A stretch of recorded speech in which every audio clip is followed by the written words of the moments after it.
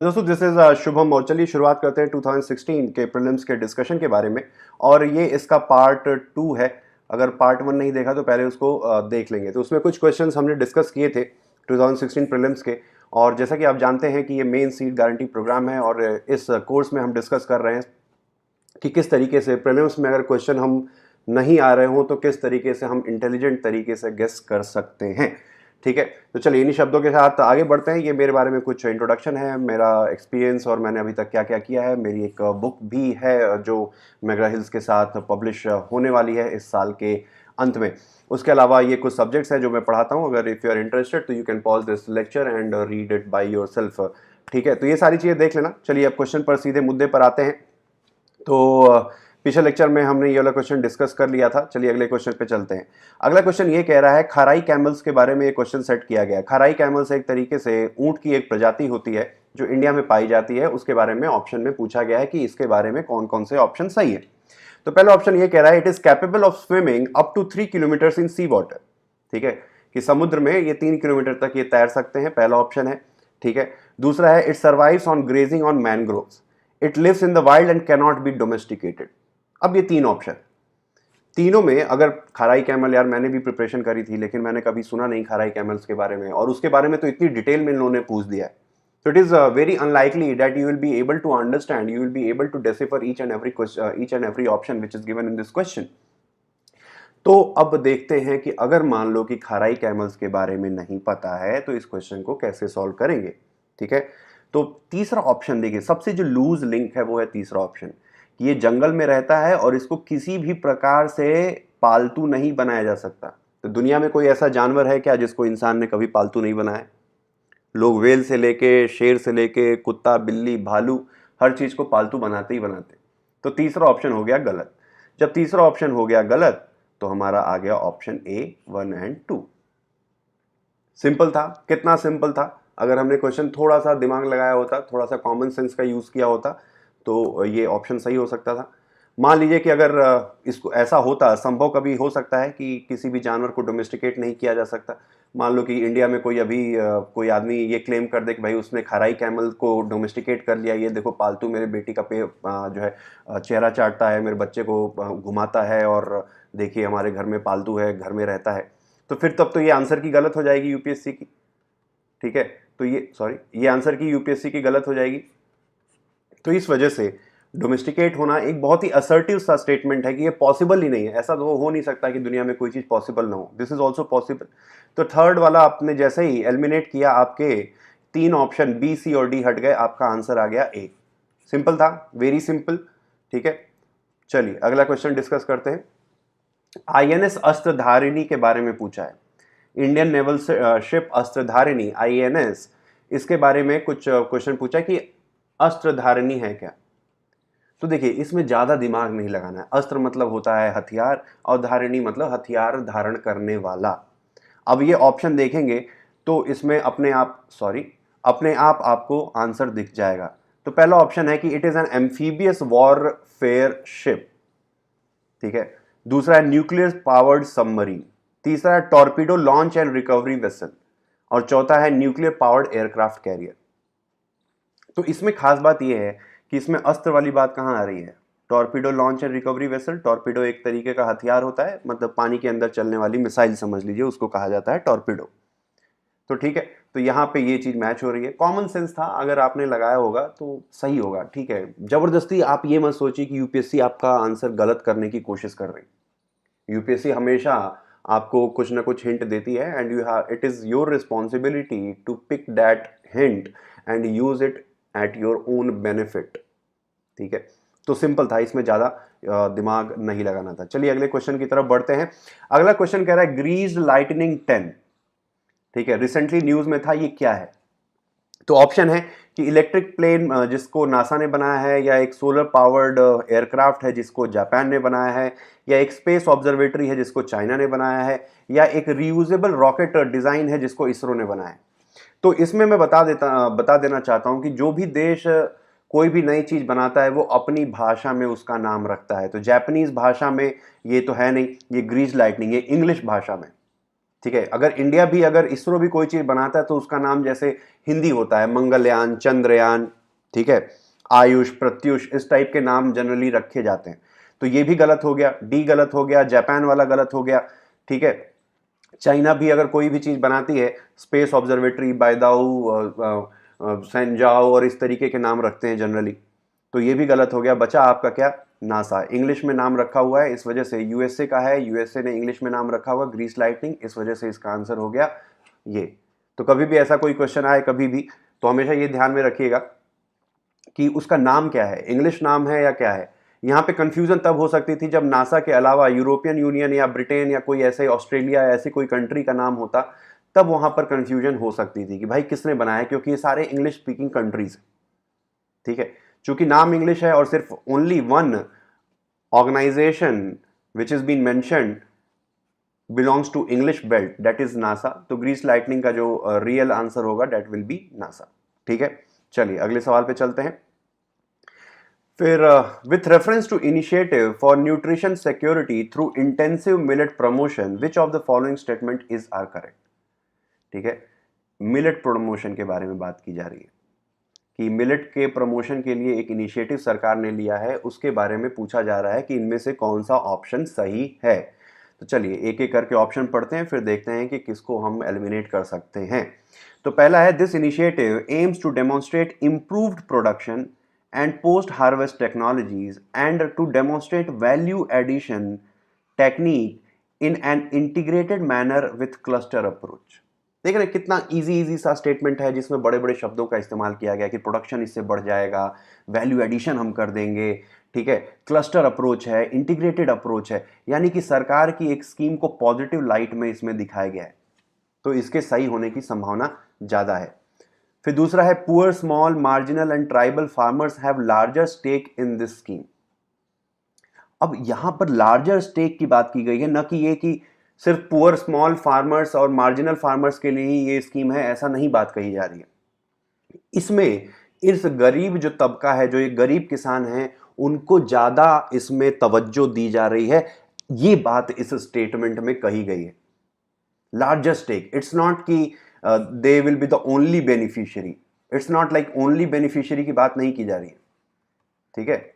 अगर only beneficiary होता तो शायद गलत हो सकता था, लेकिन यहां पर गरीब दुखियारे इन लोगों की बात की जा रही है, तो ये भी एक पॉजिटिव स्टेटमेंट है, इसके भी सही होने की जो संभावना है वो ज्यादा है।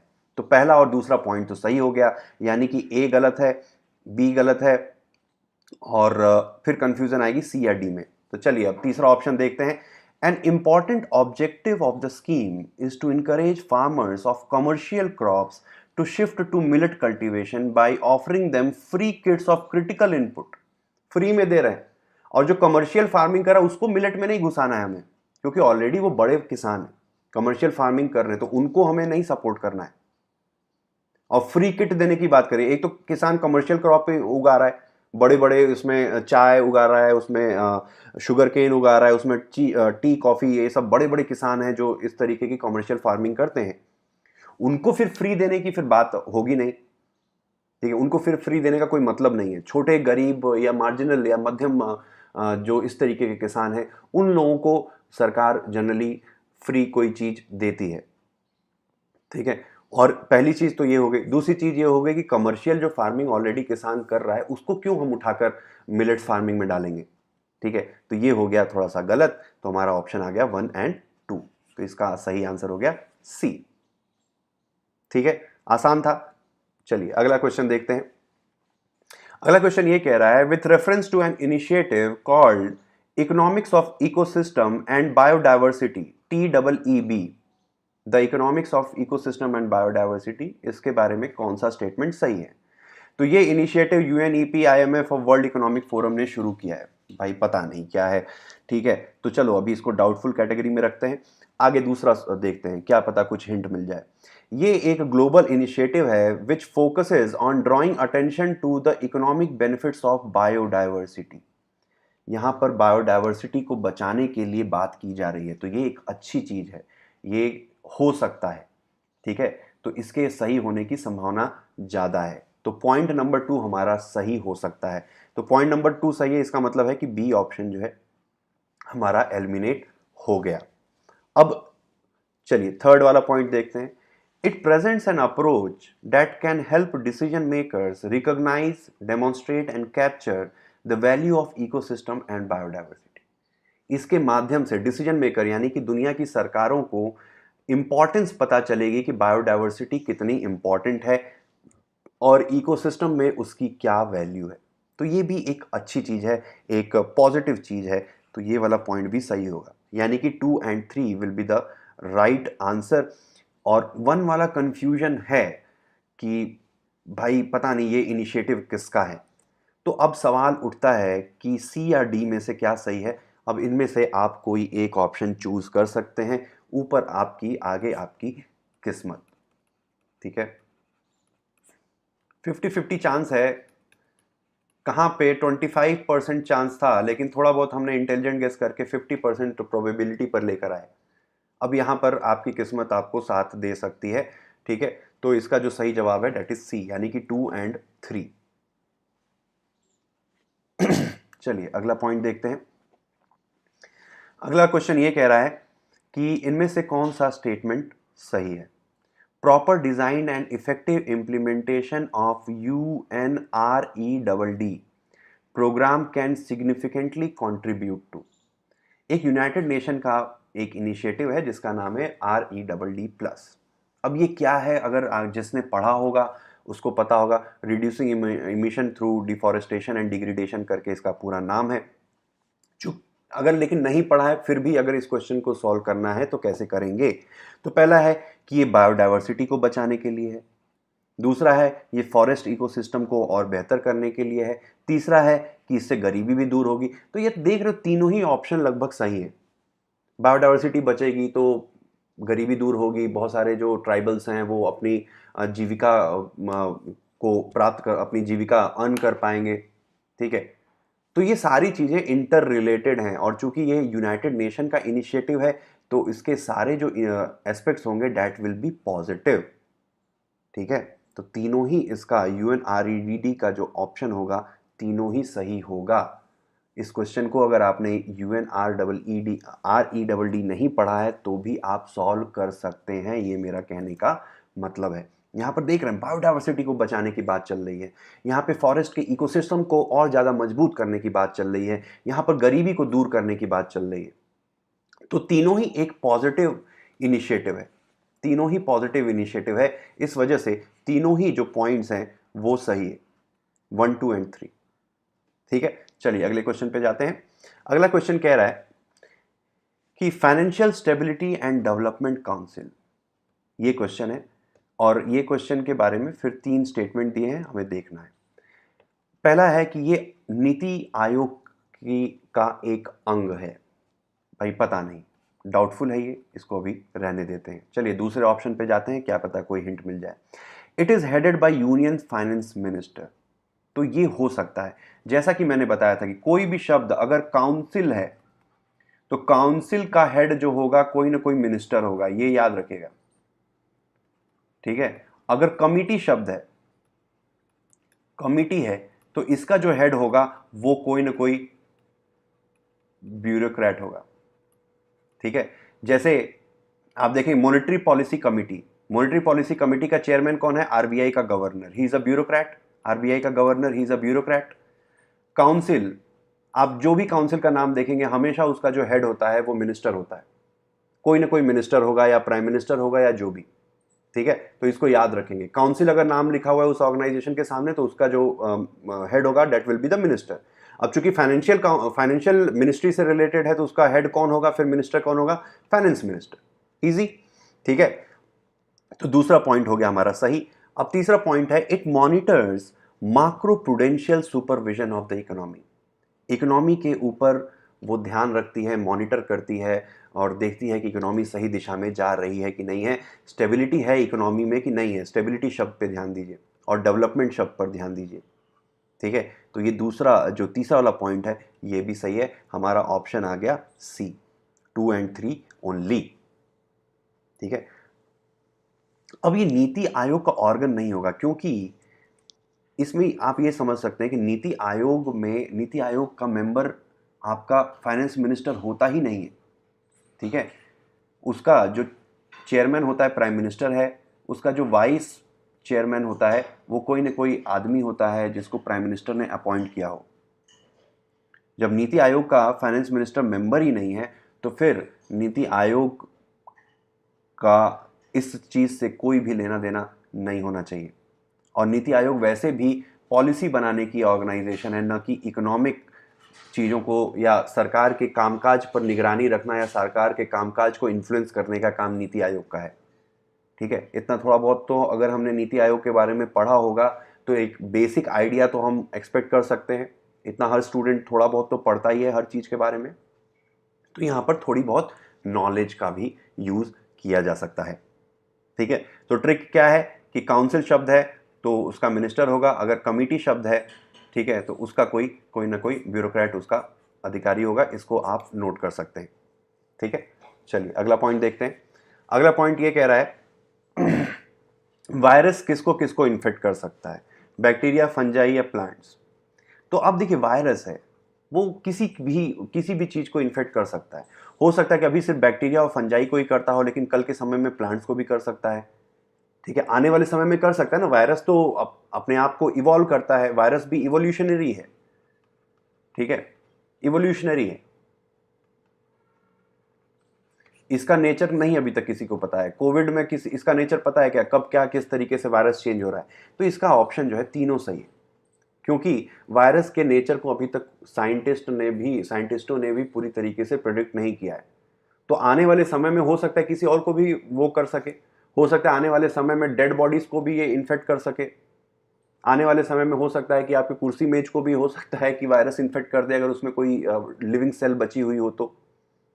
ठीक है, तो वी कैनॉट से फॉर 100% कि वायरस किसको इन्फेक्ट नहीं करेगा। तो इस वजह से इसका जो ऑप्शन होगा that will be all of these 1, 2 and 3।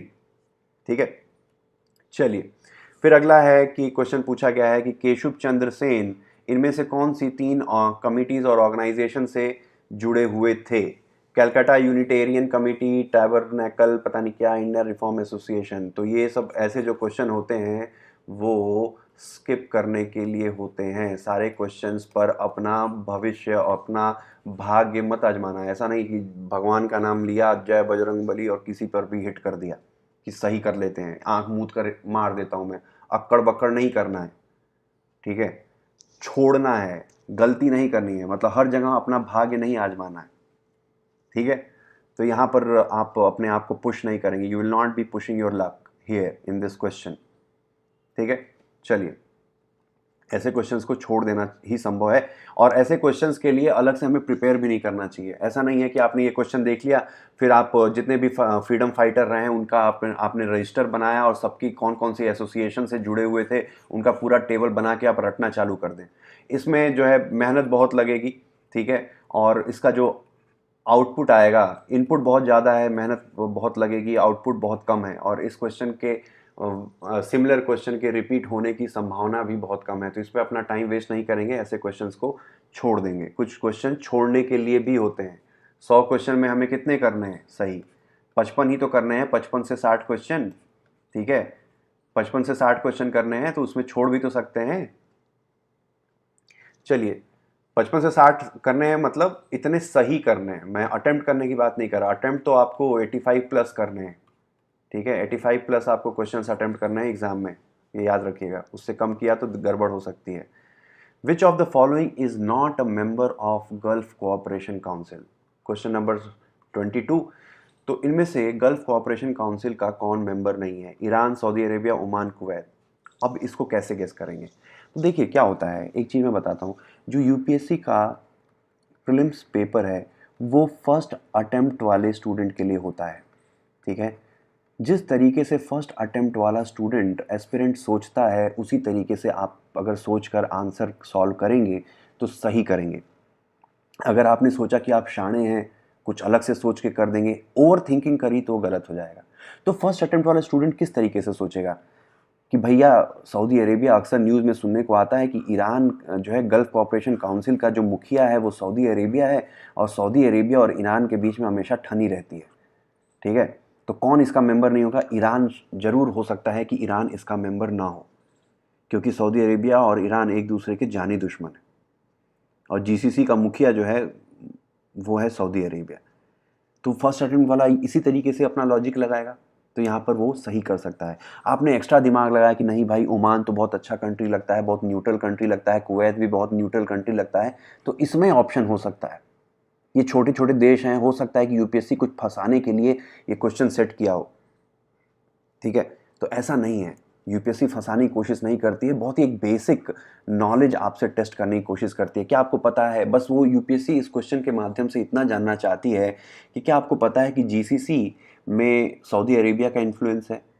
क्या आपको पता है कि सऊदी अरेबिया और ईरान के बीच में झगड़ा चलता रहता है? तो अगर किसी ऑर्गेनाइजेशन का अगर जो मुखिया है वो सऊदी अरेबिया है, तो बहुत ज़्यादा चांसेस हैं कि ईरान उस एसोसिएशन का मेंबर नहीं होगा।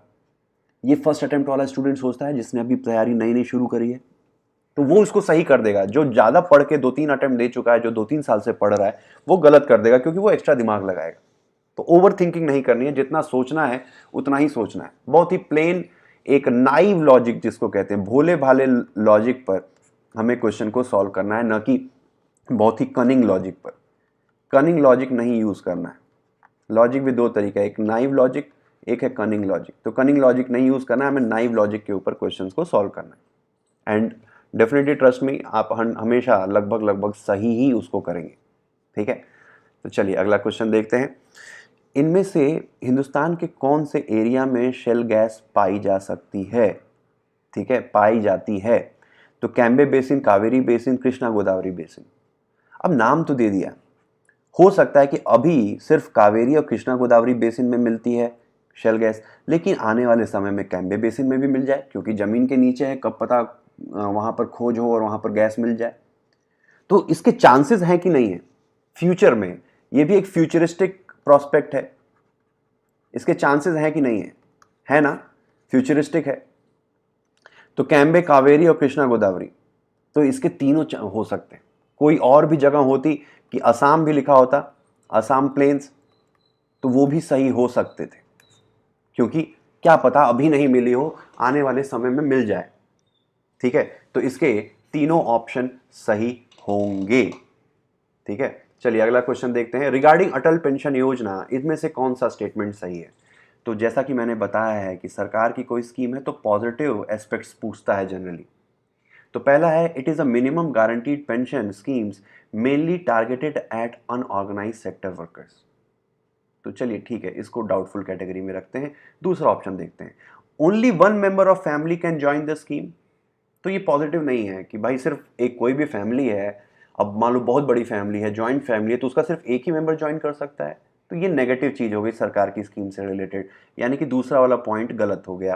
तो दूसरा वाला पॉइंट गलत हो गया, तो पहले हम एलिमिनेट कर देते हैं। अब बचा 1 एंड 1 3। इसका मतलब ये है कि पहला वाला पॉइंट तो सही है ही, क्योंकि दोनों ऑप्शन में ये है। अब तीसरे वाले पॉइंट पर डिपेंड करता है। Same amount of pension is guaranteed for the spouse for life after subscriber death. जिसने ये पेंशन ली, उसके मरने के बाद उसकी बीवी को भी ये पेंशन मिलती रहेगी। ये क्या है, एक पॉजिटिव एस्पेक्ट है।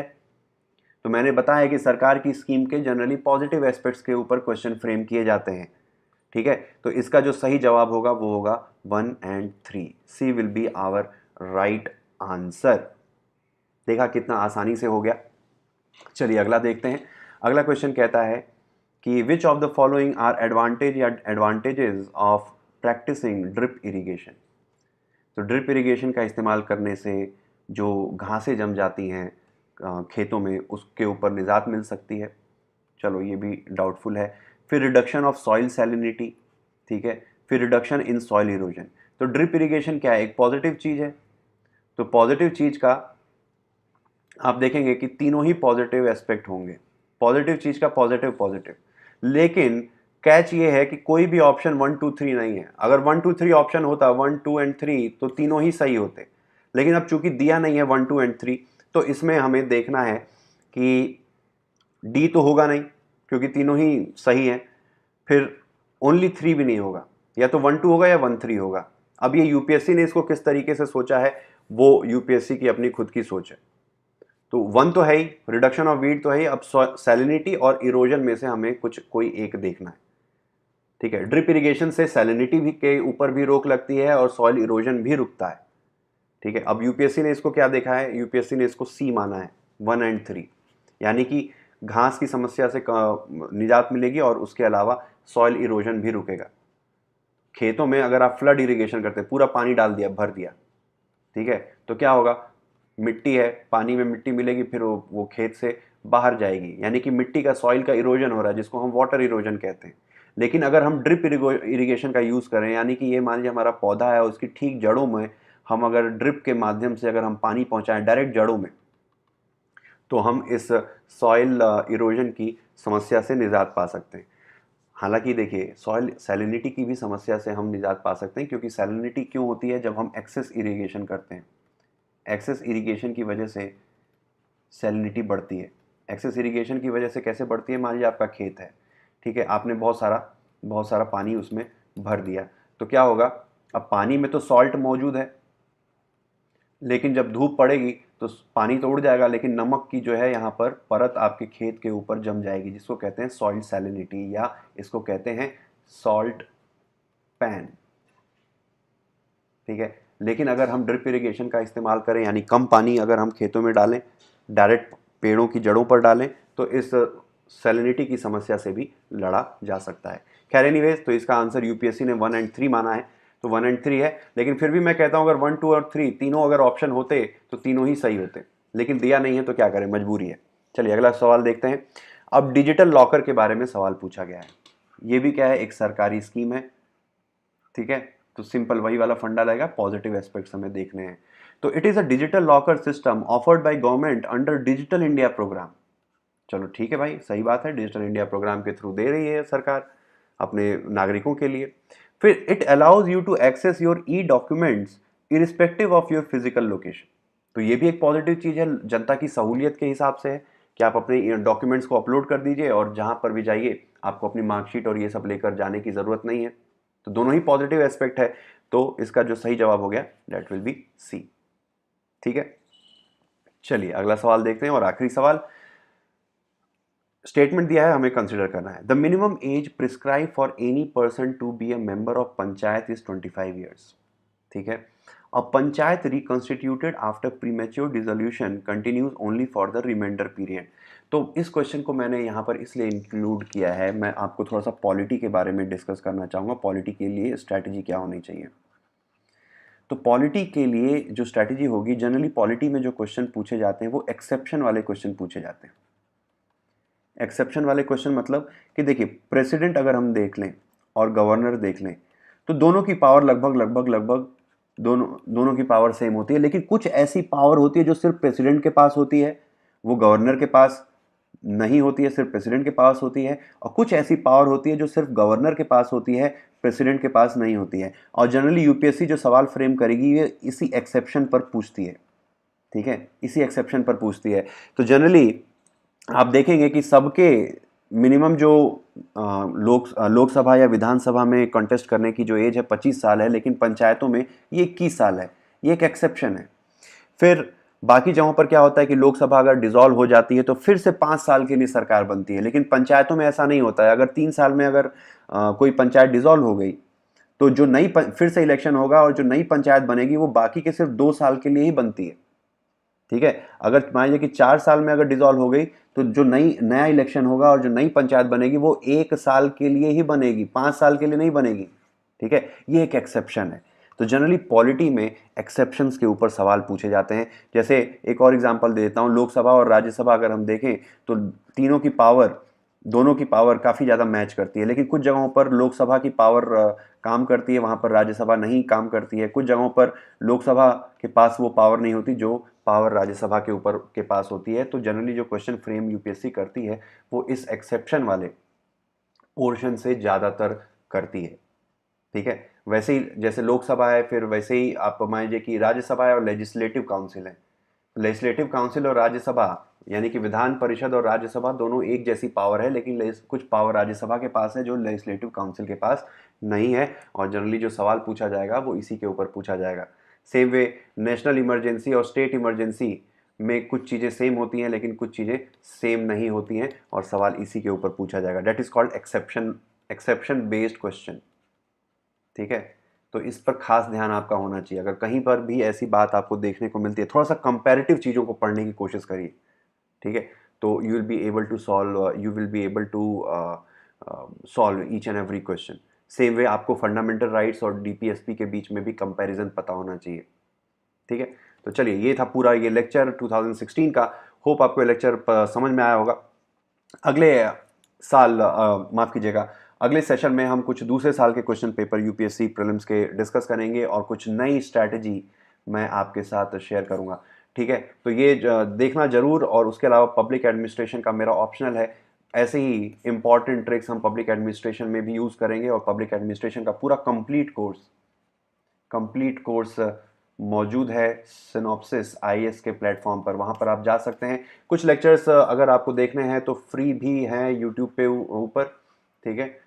यूट्यूब पे कुछ लेक्चर्स फ्री हैं और बाकी जो और लेक्चर्स हैं वो तो सब्सक्रिप्शन बेसिस पे है। तो आप वहाँ पर सिनॉप्सिस आईएएस के प्लेटफॉर्म पर जाकर आप उसे देख सकते हैं और काफ़ी रीजनेबल रेट पर पूरा ऑप्शनल मैंने पब्लिक एडमिनिस्ट्रेशन का कवर किया है। तो general I would expect and I would advise कि इसका फ़ायदा जरूर लें if you are looking forward to take public administration as an optional. तो thanks for watching, have a nice day, all the best.